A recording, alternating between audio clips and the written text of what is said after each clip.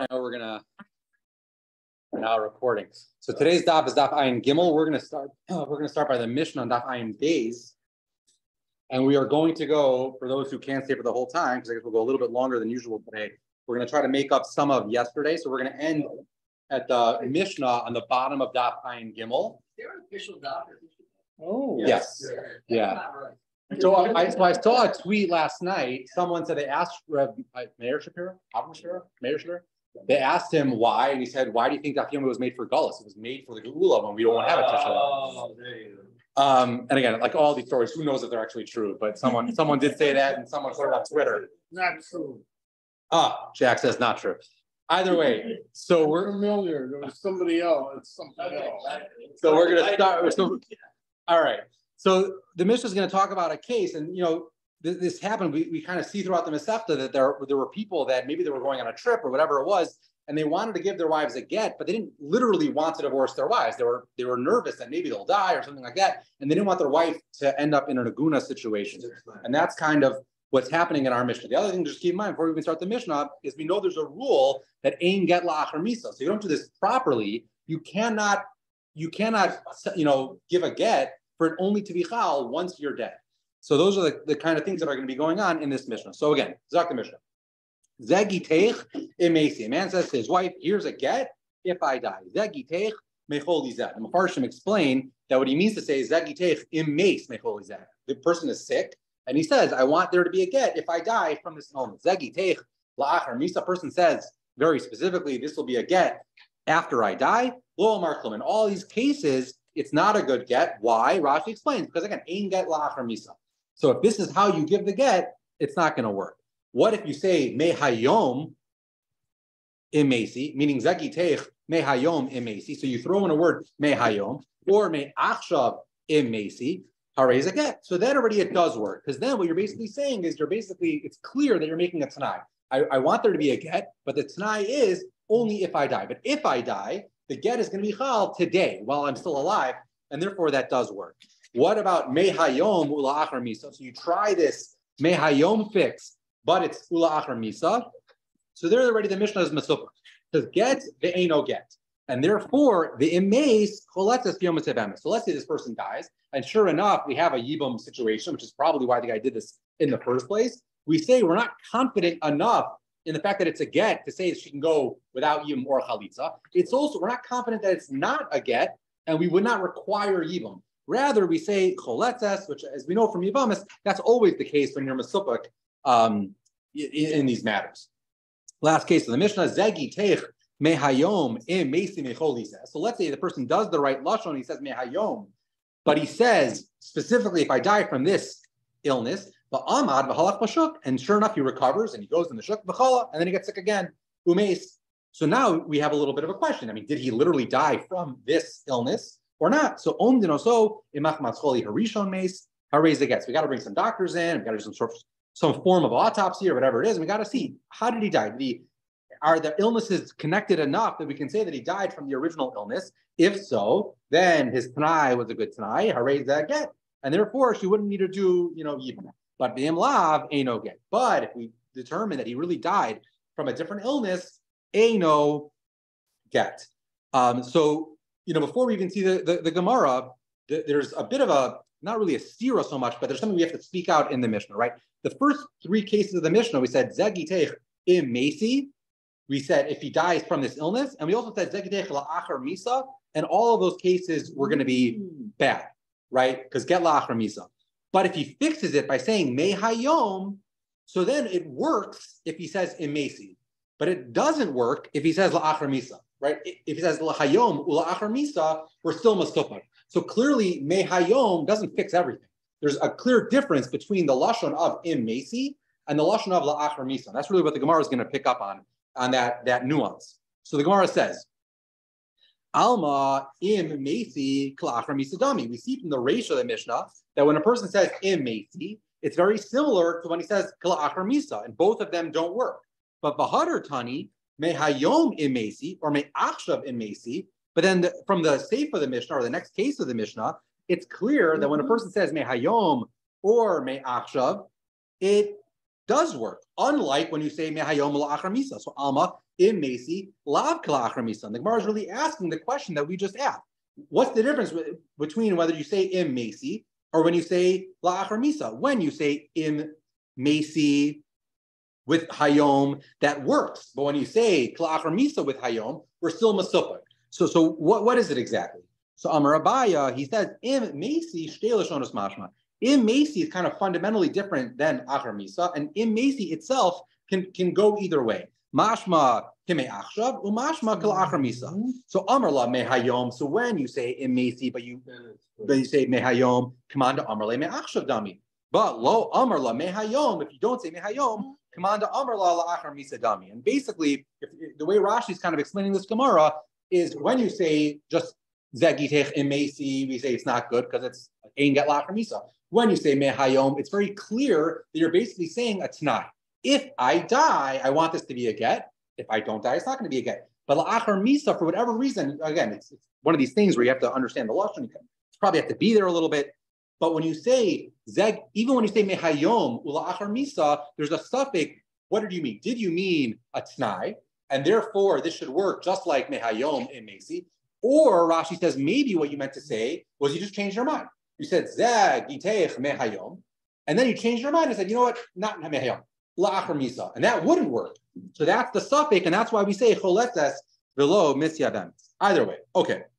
But the first line of the Mishnah was zeg giteich im mesi lo amar klum. So if you don't say mehayom, you just say zeg giteich im mesi, it doesn't work, and it's not a good get. Amar Rav Huna v'choletes. But Rav Huna says on this line of the Mishnah, he says that even when you say harei zegitech im mesi, it's still choletzes. There's still a suffix.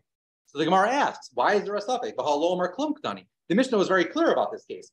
It's not a good get if you say harei zegitech im mesi. So the Gemara says, no. Lo amar klum da'atir la'alma. What does it mean, lo amar klum? It just means that should the husband die, there still is a zika. Meaning it's not a good get in the sense that she can't just go off and get married to whoever she wants. But uliyavam nami asira. But it's enough of a get that we would never let her do yibum to the brother-in-law. So that's really what the Mishnah means. Lo amar klum, in the sense that it's not a good get, but it's also there's still a suffix here. But the Gemara says, I don't understand. Bahamid is seifa in the seifa of the Mishnah, or the next case of the Mishnah, where we really had a suffix. It says choletzes. The Mishnah used the word choletzes to tell me there was a suffix. Miklal dereisha yivuminami miyaba. And if the ratio was also talking about a case of chalitza, why would you refer to chalitza two different ways? Why would you say lo amar klum and then choletzes? It's clear from the fact that we use the term choletzes in the seifa that in the ratio when we say lo amar klum, we don't mean a suffix. We mean it's not a good get. And in theory, this woman could literally do yibum. So the Gemara says, you're right. Would that clause mehayom have to be spelled out? Actually, we are literally, that is going to be the next edition of Rav Huna, and we're going to see it on Amud Beis. It's a very good question. We will see it on Amud Beis. The Gemara is going to literally go through that. Ready? Oh, What? No, I'm okay. I had this morning. I'm like coffeeed up. Thank you though. So the Gemara says, you're right. You're right. We'll give a new answer. Masnisin kirabanan. Our Mishnah is going like the Rabbanan. Rav Huna the Amar Rav Yossi, and Rav Huna's halacha that we have a suffix is going like Rav Yossi. The Amar Zmano shel shtar mochia.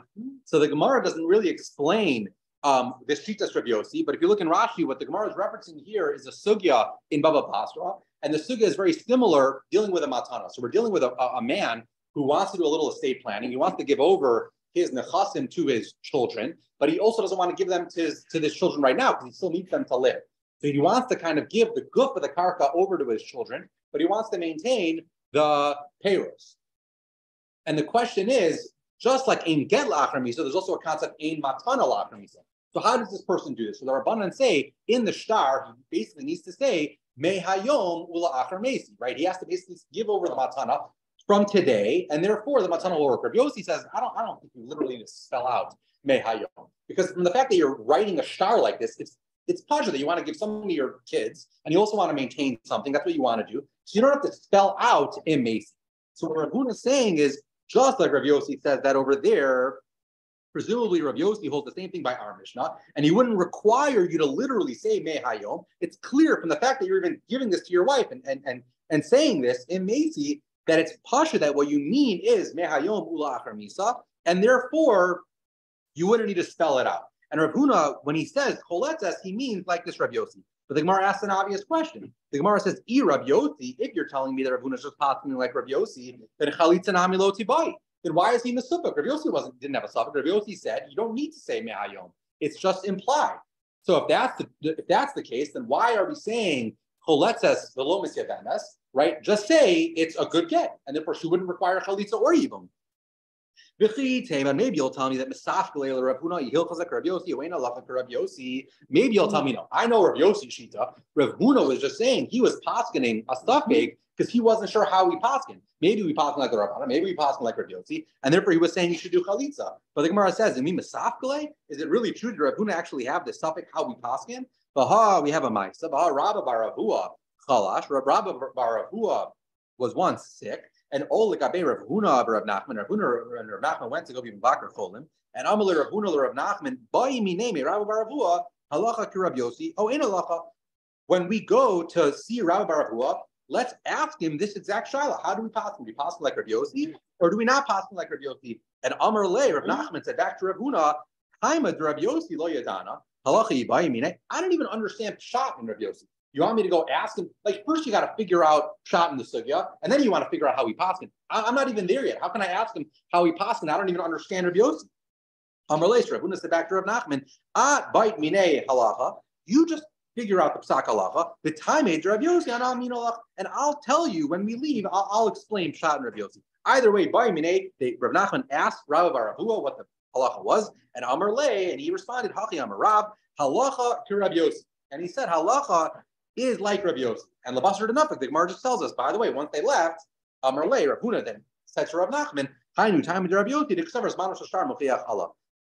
promised you that I would give you Pshat and Rav Yossi. The Pshat and Rav Yossi is that this man of the star is Mochiach, and therefore you don't have to spell out Mehayom. But the bottom line is what we see from the story is that Rav Huna did know that we passed him like Rav Yossi. So again, if Rav Huna knows that we passed him like Rav Yossi, what exactly does it mean that Rav Huna is mesupuk in this case, and he says you have to do chalitza? Why do you have to do chalitza? If you're passing like Rav Yossi wouldn't say you have to do chalitza. So what exactly is Rav Huna's shaila over here? Why does he say that in this case, when you say harei zegitech im meisi, you have to do chalitza? Meaning, again, either you say like the Rabbanan, and therefore it's just not a get, you wouldn't have to do chalitza, or you say like Rav Yossi, and it is a good get. Again, you wouldn't have to do chalitza. So why is Rav Huna saying they have to do chalitza over here? Also, what's the advantage of asking you didn't get before you died? To her, it's a disadvantage. To her, it's an advantage. No, she get her coin. If she's so again, the assumption is we have a situation. Yeah, that's only unusual case for no children. That's when we would be doing this, yeah. But otherwise, it'd be a disadvantage. No, so there were a lot of cases. Again, by the way, this was a very, very, very common child, like going back like a few hundred years, specifically, not in the times of the Gemara, but specifically after they invented or they found America. There were all sorts of cases where people would go to America for business and maybe never come back. So you had situations where women were agunas. So people would say, if in 12 months I don't come back, you should just be divorced because no one's going to know from today. Yeah. That thankfully is tomorrow or Sunday. But there's the next Mishnah talks about can they be married once they do something like this? But that is it's a good question. But that's why people would do this. People would travel and they would the wives would become agunas. So maybe they literally had a yibum situation. They had one younger brother or a brother lived on the other side of the world and wasn't from anymore. They had those types of questions. But just in general, like you're not going to know if the guy's dead or alive. So he wants to let his wife remarry. So either way, the question is Rav Huna Paskin in this case, he said he was mitzupah. Why was there a suffix? So Ella Mitzvah, maybe the case is that he wasn't sure. E Amar Rav Yossi Baal Peh, Elo Amar. Meaning we know that Rav Yossi passed in this way in the case of the Matana, right? Where Rav Yossi, where the person wrote a star to his children, right? And that's the case. Rav Yossi said, Zmano shel shtar mochiach alav. But what about this case of a get, where he's just instructing his wife? He's not putting this in a star. Would Rav Yossi say the same thing? We were just making an assumption. The same way Rav Yossi paskin by a matana, he would also paskin by a get. But maybe that's not the case. And maybe that was Rav Huna's shaila. But the Gemara says, Umi Masafkule, would Rav Huna really have this question? Batnan, we have a Mishnah next week we're going to learn this Mishnah. This is really what Alan was bringing up. A man says to his wife, here's a get if I don't come back in the next 12 months. And let's say now we find out for certain that the man died within the 12 months. So now we got a problem. Ain't no get. Because the guy specifically said, I want this get to only be chal in 12 months.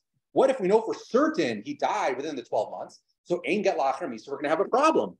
But still, B'tani Allah, Rabbeinu B'tiruli Naseh. The rabbis mattered here to get remarried, meaning they said it was a good get. Amri man Rabbeinu, and we say, who are these Rabbeinu that permitted it? Amar Amar Shmuel. It's the Beit Dina Yisharu Mishcha. It's a specific bezdin. They were matter a certain oil in the case.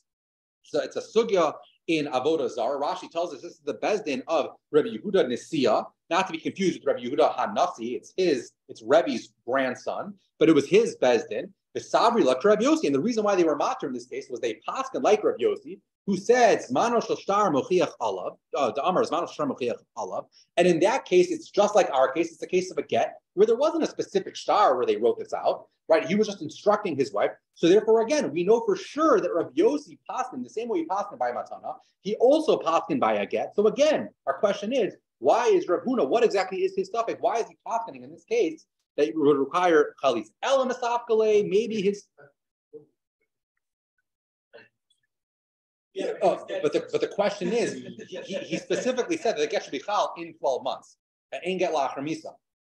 So you're right. It's clearly it doesn't come back. But the question is, when should the get have been chal? Right, but then it says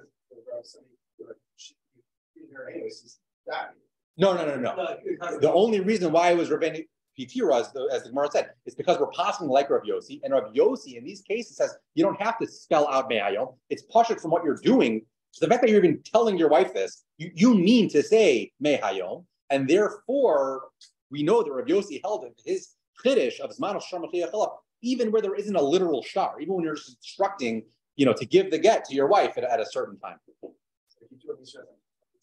Exactly. Yeah. But Elam Misafle Rav Huna was just Mesupik I halacha to Rav Yossi Balpat O Ein halacha. Meaning, we know what Rav Yossi said. Our question is, and we know how we paskin generally, but do we paskin like Rav Yossi even in this Mechudishtika case where it's a get and not a matana? That was really the question that was bothering Rav Huna. But the Gemara says again, Umi Misafle, is that really true? Did Rav Huna have a suffix? Ba'amar Rava. We know that Rava said Harei Zegiteich im Mesi, or Visha'ani Mace, in a case where a person says, Hareza Gitech in Macy or Visha'ani Mace, Hareza get. It's a good get. And we'll have to understand, because this is connected our Mishnah. Our Mishnah said Hareza Gitech in Macy, it's not a good get. Rava here is paskening, it is a good get. So we'll have to understand why that is. Kisha Amos, if a person says Hareza get, Kisha Amos, or Ula Achar Misa, right? Hareza Gitech, La Achar Misa, Ain's a get. So the Gemara said again, Hey Chidami, how could Rava go connected the Mishnah? If you'll tell me that he specifically, even though the Rava's member doesn't say this, but it must be that he said mehayom v'Rabbanan, and we're just talking like the Rabbanan.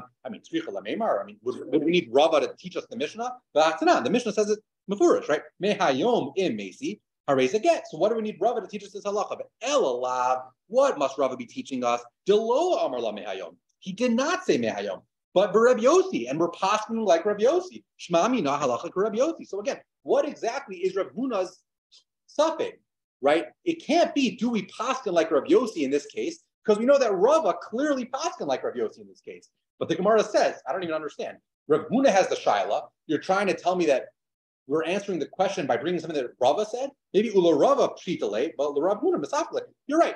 Rava didn't have the shaila. Rava knew how we paskin. Rav Huna didn't know how we paskin. Rav Huna doesn't have to agree to Rava necessarily. So the point is, Rav Huna was misufuk, and therefore Rav Huna said in this case, where a person says Harei Zegiteich im Macy, he wasn't sure how we paskin like Rav Yossi or like the Rabbanan, and therefore he said it's a suffix, and you would do chalitza. I'll tell you another teres to this last question is la'olam da'amrla me'ayom v'Rabbanan. Really, I'll tell you that in Rava's memra, he said specifically me'ayom, and he's paskin like the Rabbanan. Your question is, why does Rabbanan need to teach me a first Mishnah? But bahani lishni is richle. If you go through Rava's statement, he's not parroting the Mishnah. He's adding in more lashonos. He's saying sha'ani meis is ke'emesi. She'im meis was not a lashon in our Mishnah, and Rav is coming to teach us that sha'ani meis is just like the meisi dami. Hishe amos, which again wasn't in our Mishnah, it's kalachar misa dami, and that's what Rav is coming to teach us. So if this wasn't hard enough, we're going to have another lashon. We're going to relearn Rav Huna's chiddush, but in a different clause of the Mishnah. So if we go back to the Mishnah had zegiteich im meisi, zegiteich mecholi zeh, and then another case zegiteich la'achar misa. And the Mishnah said in all three of those cases, lo amar klum. But if you say mehayom, then if you said mehayom emesi, it's a good get. If you say mehayom la'achar misa, that's when the Rabbanan were mesupah, and they said chalitza. So the Gemara says v'ika demasi la seifa. Some learn Rav Huna's chiddush on the seifa. The seifa, the Mishnah, the third case was zegi teich la'achar misa lo amar klum. If you said zegi teich la'achar misa, it's not a good get. Amar Rav Huna. On that, Rav Huna taught Ula Divrei Rabbi Yossi, who reads in Mehayom even when it's not there.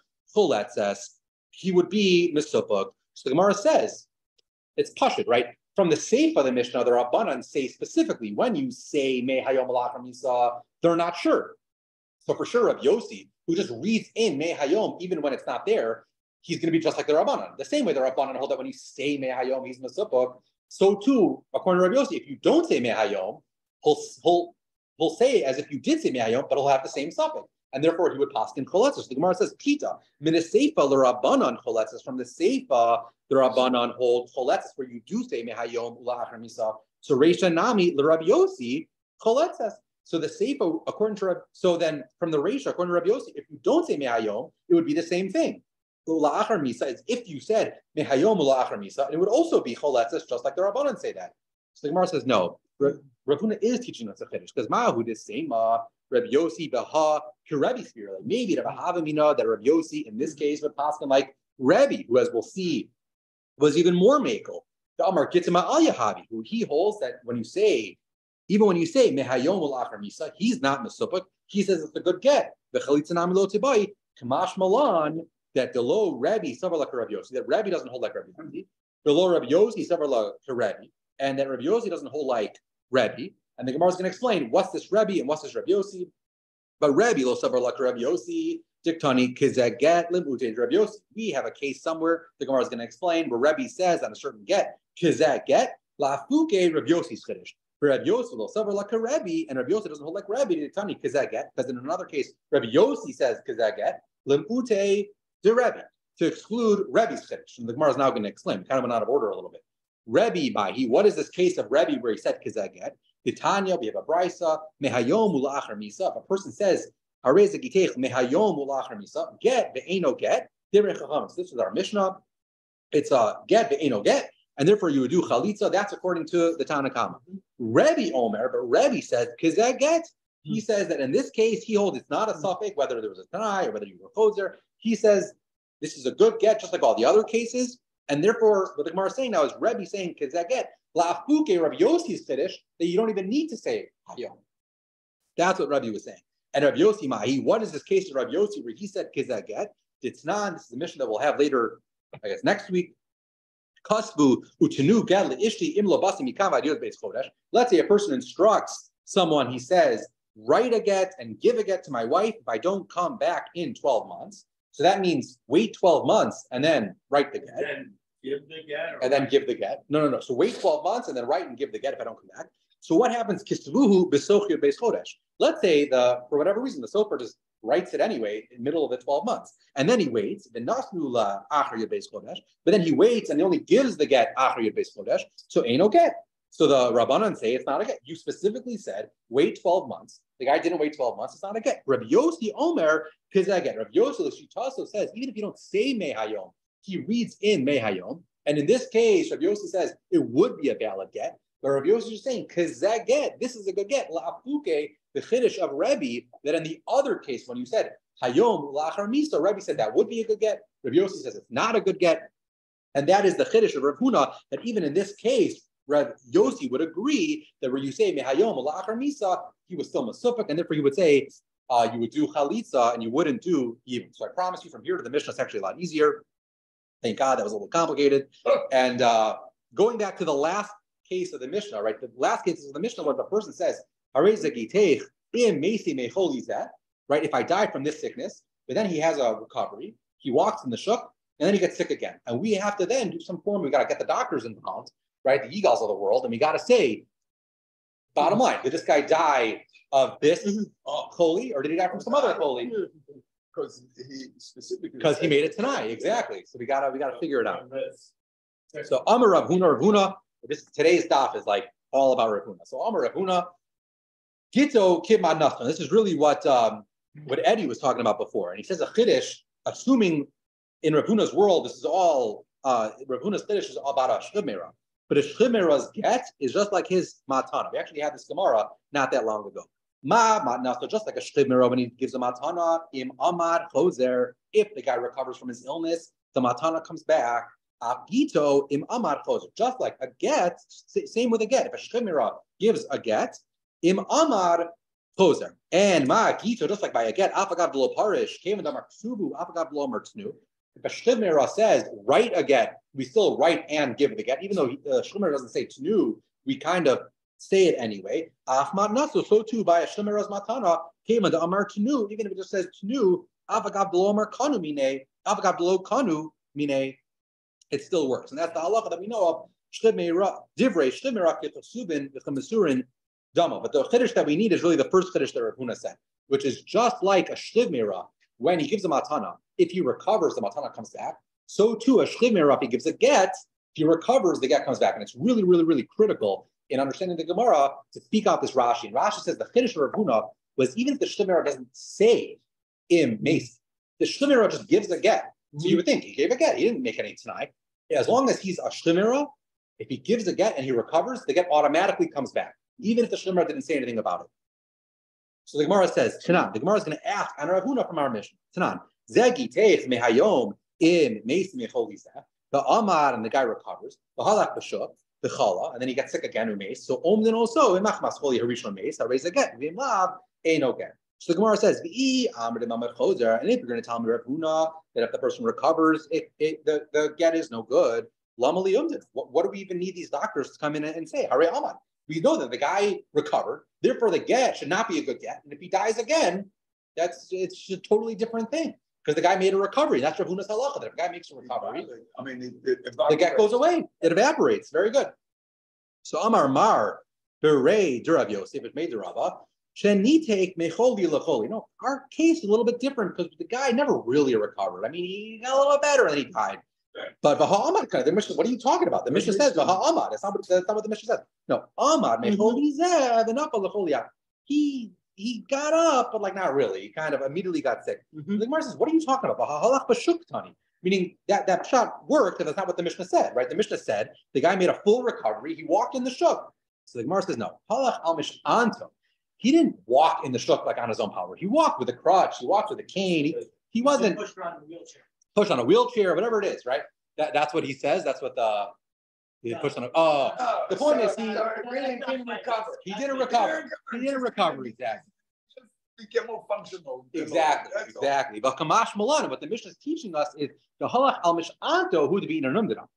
If he recovered enough that he was able to walk on a walker or with a crutch or with a wheelchair, whatever the case is, that's where we need to bring in the doctors to figure it out. But either if he didn't even recover that much, then umdana nami lo be'inam. But remember, our Mishnah is a very specific case. The guy made a stop and he said, if I recover from this illness, that's where, if he's at least able to walk in the shuk with help, that's where we need a numdana. But Rav Huna's basic halacha was a regular shivmeira who gets better, the get evaporates, right? Or if he doesn't get better and he dies, let's say a guy goes to the hospital and then he ultimately he broke his hip, an older person, he broke his hip, and then he ends up dying from some infection, right? But it would be clear that the get is still a good get, right? Because he never actually recovered. So the Gemara says, Shmat Mina, that a shchimera shenitek mecholi lecholi, a shchimera who never recovers, even if he dies from a different sickness, manasa matana. The same way his get would still be a good get, his matana would still be a good matana. That's already a chiddush. Maybe you'll tell me that a shchimera that dies from his illness, the matana is a good matana. But if he dies from a different illness, meichatesi, the matana should work. So the Gemara is asking, right? Is that what we should learn from this? That if a person dies from a different illness when he's a shchimera, the matana is a good matana. The Gemara says, yes, that is the halacha. The Amar of Elazar Mishmei Rab Shlimera shenitek mecholi lecholi matnaso matana. Period. But again, Rav Huna's chiddush was that a shlimera who gives a get without making a tanai, he just gives a get and he recovers. The get evaporates. Yeah, no, for sure, absolutely. Well, it's also an issue of something with the cancer and then you die of pneumonia while being under the Exactly. Yeah. That's So either way, Rabba Virava Los Bir Luhu Daha Ravuna. Rabba and Ravuna did not hold of this chiddush of Ravuna. And they felt that even a shlimera, if he specifies that I'm giving the get if I die, so then if he recovers, the get will go back. But if a shlimera just writes a get, then the get's a good get. If he recovers, doesn't matter. If a shlimera just wrote a get, then the get's a good get. Why is that the halacha? Gzeira Shema Yomru Yesh Get Lachamisa. Why did they disagree with Rav Huna? It's a gzeira because maybe some people will mistakenly learn Yesh Get Lachamisa. So Rashi explains what's going on here. Imagine a person's a shemira, he gives a get, everyone knows he gave a get, and then he recovers and he goes back and lives with his wife. What are people going to think? They're not going to know the chiddush of Rav Huna. They're going to think that what happened was the person gave a get la'achar misa. The bottom line is he didn't die, so it wasn't a good get. But they'll take from that had he died, it would have been a good get. And we know that ain get la'achar misa. So we don't want people to mistakenly think that a person can give a get la'achar misa, and therefore they said if a shemira gives a get without a t'nai, right? If he makes it with a t'nai, then of course it should work. But without a t'nai, then even if he recovers, you need to treat it as if it's a good get, because if not, people will mistakenly believe that there is a concept of a get la'achar misa. So the Gemara says, and the Gemara does this all over the place. Mi ika midi. You're telling me from a gzeira, right? Mi ika midi. The deraisa lahavi get. Mi deraisa Rav Huna's right. And the shlimera, the get wouldn't be a good get. The get would evaporate, and therefore she should be an eshes ish. But in mishum gzeira, because of this gzeira, sharin and eshes ish la'alma, you're telling me that's what's going on? The Gemara says in, and again, this Gemara does this all over the place.